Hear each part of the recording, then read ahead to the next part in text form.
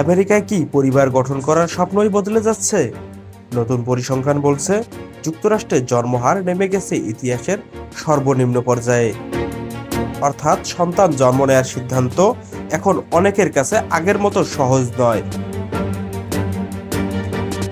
সিডিসির national centre for হেলথের সর্বশেষ তথ্য বলছে 2025 সালে যুক্তরাষ্ট্রে জন্ম নিয়েছে প্রায় 36,06,400 শিশু। আগের বছরের তুলনায় যা 1% কম। একই সঙ্গে প্রতি হাজার নারীর বিপরীতে জন্মহার নেমেছে 53.1%, যা দেশটির ইতিহাসে সর্বনিম্ন। তবে বিশেষজ্ঞরা মনে করছেন এর মানে এই নয় যে আমেরিকানরা সন্তান চান না, বরং আগের তুলনায় অনেকেই দেরিতে পরিবার গঠন করতে চাইছেন। সাম্প্রতিক তথ্য অনুযায়ী 30 থেকে 34 বছর বয়সী নারীদের প্রায় 40% এখনও কোনো সন্তান নেই। উচ্চ জীবনযাত্রার ব্যয়, বাড়ির দাম, শিশু পরিচর্যার খরচ, স্বাস্থ্যসেবা, আর্থিক অনিশ্চয়তা এবং দেরিতে বিয়ে, সব মিলিয়ে অনেকেই সন্তান নেয়ার সিদ্ধান্ত অনেকটাই পিছিয়ে নিচ্ছেন।